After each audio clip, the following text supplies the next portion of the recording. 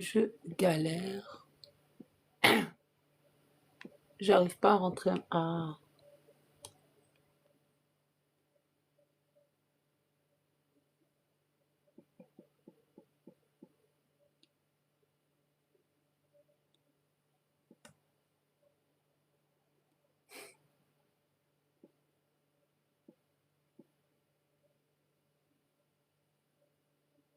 Pouf. Tiens, je mets ça. Bonsoir les gens, ça fait longtemps que j'ai pas lancé un live. Merci de tapoter, de faire tourner, hein. Je suis un peu fatiguée. Tiens, je mets ça. L'apostasie, pas une maladie. Ah, vous en pensez quoi? Sinon, Allah, chef des castors, hein. Bonsoir Brissou.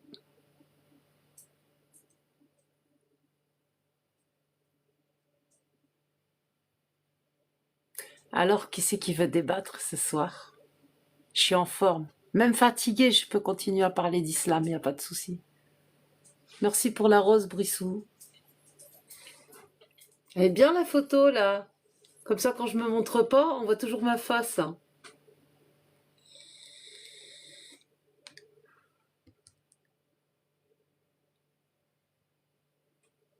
Ouais, l'apostasie n'est pas une maladie. La vérité.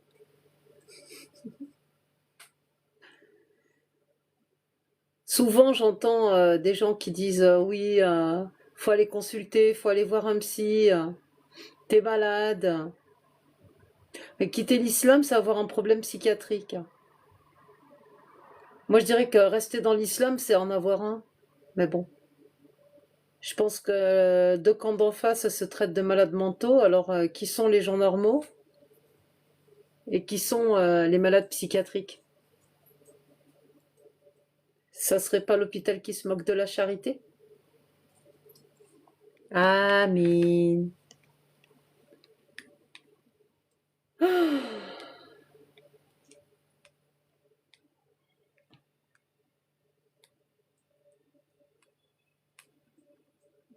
Merci de tapoter le live.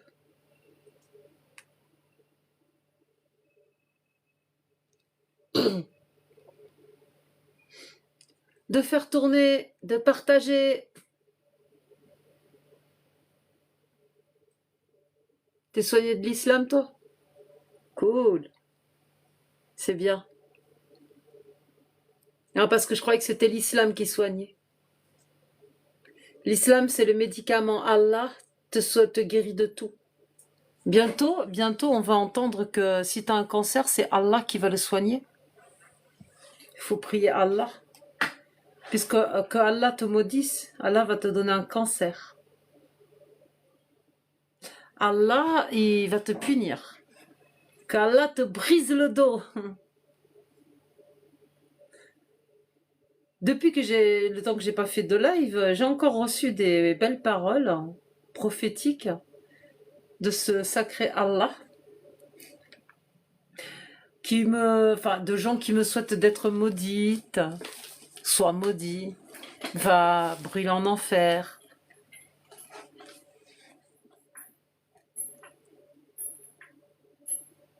Exact, Allah brise le dos.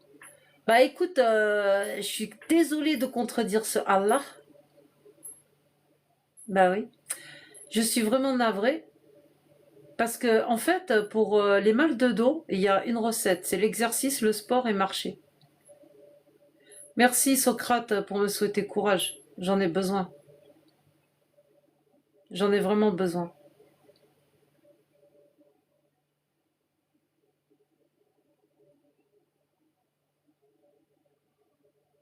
Ting, ting, ting, ting.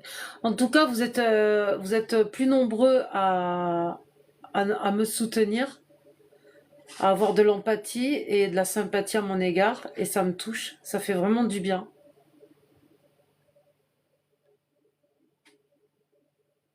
Pourquoi tu me demandes si je suis... Oui, je suis un peu triste. J'avoue. Un peu, un peu.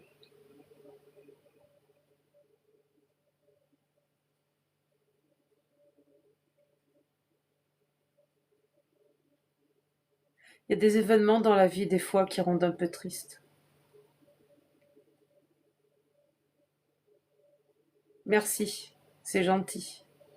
Mais des fois, il y a tellement d'événements qui se cumulent que du coup, je sais pas vous, mais des fois, on se dit, mais c'est quoi qui nous rend triste au fait? Parce qu'il y en a beaucoup là. C'est quoi qui rend le plus triste?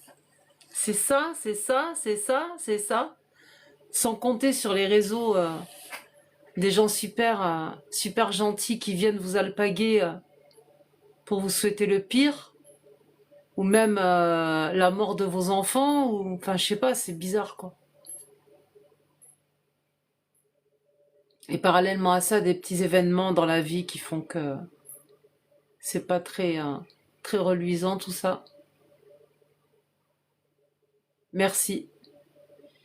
Et ben, je dresse aussi un petit message aux détracteurs qui veulent absolument nous enfoncer. Je dis nous parce que on est plusieurs à faire des lives pour critiquer la religion islamique. Ça plaît pas, bien sûr. On en connaît les conséquences, mais des fois ça va un peu trop loin. Donc je m'adresse à ces gens-là et je dis, ben, quand vous nous souhaitez le pire, ouvrez votre caméra, montrez votre visage, on se donne rendez-vous, on se croise quelque part, et montrez-moi si vous avez ce qu'il faut dans le slip.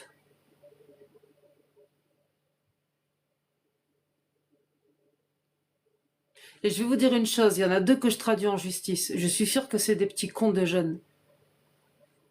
Des petits jeunes cons. Et ça me fait chier.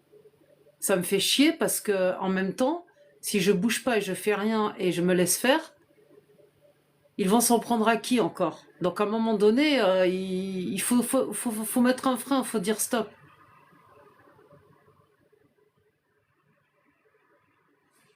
Oh oui, c'est un vieux combat. Apparemment, il dure depuis 1400 ans. Il y en a plein qui ont voulu faire tomber l'islam.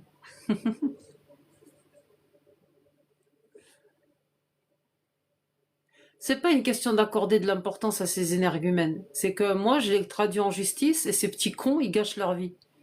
Ils vont avoir un marquage où ils vont risquer la prison. C'est débile. Vous en êtes là pour défendre votre Allah. Vous me souhaitez le pire, mais c'est vous qui partez en prison, bande de cons. À un moment donné, ça vous arrive pas de réfléchir? Le cerveau, tu l'as vraiment mis à côté de tes pieds?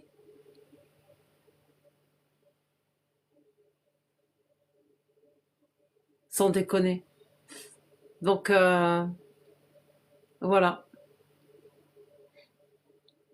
Quelque part, prise de conscience, hein. Je suis athée. Je crois plus en Dieu. Il n'existe pas. Dieu n'existe pas. Allah n'existe pas. Nous, oui, on existe. On est là. On est là. On est là. Même si Macron le veut pas, nous on est là. Merci Joker. Non, mais t'inquiète, c'est préservé tout ça. Je préserve mon humour, ma joie de vivre, je préserve tout. Il n'y a pas de souci.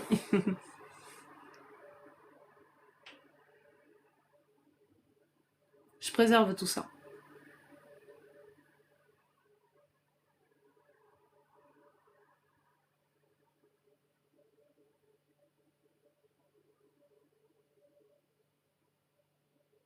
Rougail saucisse halal. Ah non, un rougail saucisse c'est avec la saucisse de cochon fumée. Je sais pas ce qui s'est passé à Inaya. Je suis pas au courant. Faudrait peut-être m'informer. Moi, je me préoccupe des textes de l'islam sunnite. Tant qu'ils existeront, j'en parlerai. Quand ils existeront plus, j'en parlerai plus. Le reste, peu importe. J'ai pas ouvert un live. C'est marqué sur le titre du live. Live débat. Merci pour les tapotages. Tapotez, faites tourner le live, s'il vous plaît. Commencez pas à m'amener sur des sujets qui ne m'intéressent pas. Voilà.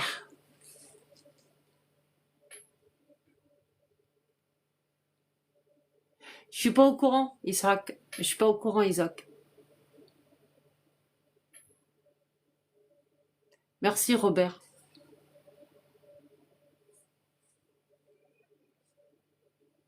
Je suis pas au courant. Qu'est-ce que tu comprends pas? Tu me dis jeudi.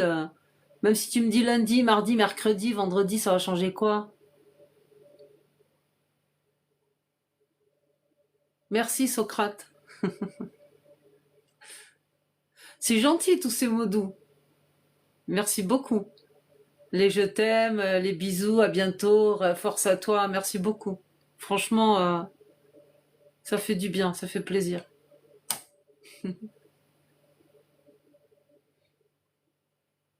Et pourtant. Et voilà. Donc je reviens sur mon sujet, je disais donc que les personnes que je poursuis au tribunal, je culpabilise un peu parce qu'ils sont jeunes et ils ont décidé de gâcher leur vie. Et voilà, c'est con, c'est très con.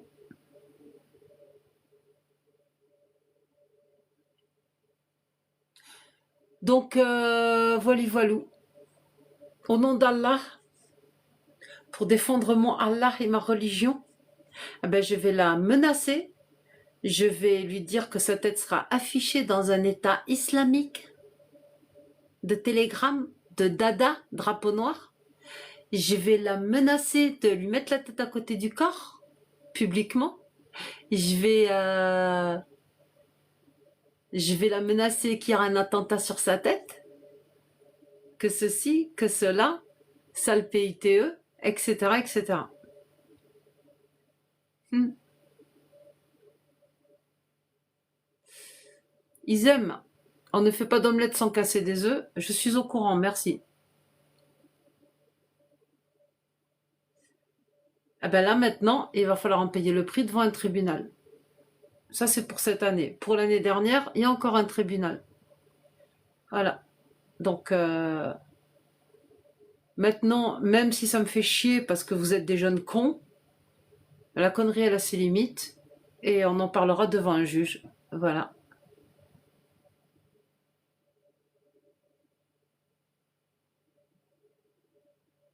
Ouais, je m'en bats les reins des faits de société, de toute façon je m'en préoccupe pas.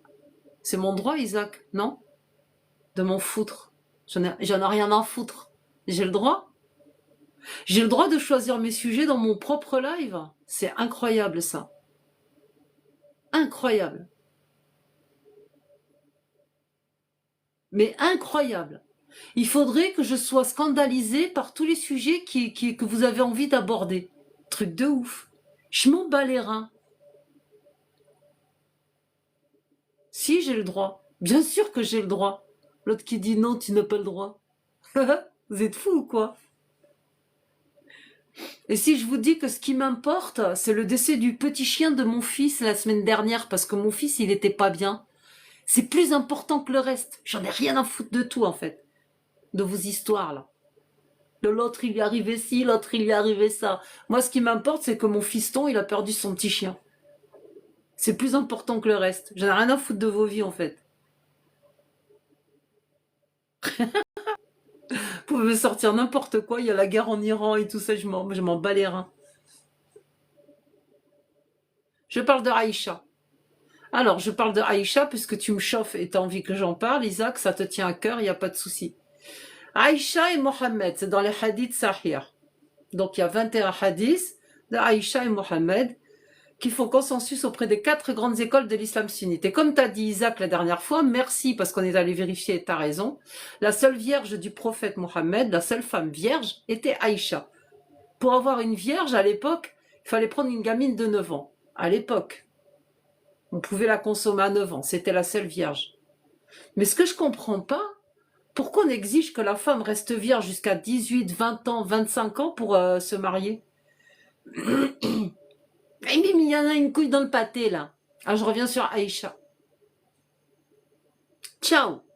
Non, mais c'est toi qui as mis Aïcha sur le tapis. Pourquoi t'as ouvert ton bec, toi aussi? T'as écrit un commentaire, tu dis parle pas d'Aïcha. Bon, il faut surtout pas me dire parle pas, parce que ça me fait faire l'effet contraire. Alors, Aïcha avait 6 ans quand elle a épousé le prophète Mohammed. Et Mohammed, il avait 51, 52 ans. Ils ont consommé le mariage pendant que Aïcha, elle avait 9 ans et le prophète 54 ans. Et quand le prophète est décédé, Aïcha avait 18 ans. Voilà les quatre grandes écoles qui font consensus sur ces 21 hadiths sahih de Aïcha et Mohamed. C'est bon? Exactement, Socrate. Un pépo-criminel. Voilà. Donc, oui, ça fait jurisprudence et la parole d'Allah, elle est intemporelle. C'est valable en tout temps et en tout lieu. Et c'est bien pour ça qu'il y a des petites filles qui passent encore à la casserole. Bah oui, bah aujourd'hui, pour avoir une petite fille, enfin une femme vierge, il faut la prendre petite fille, comme ça elle est vierge en fait. Comme le prophète, le meilleur des hommes, Masha'Allah. Ah, là il restera un certain public, pourquoi? Bon, ça commence, je coupe, je relance.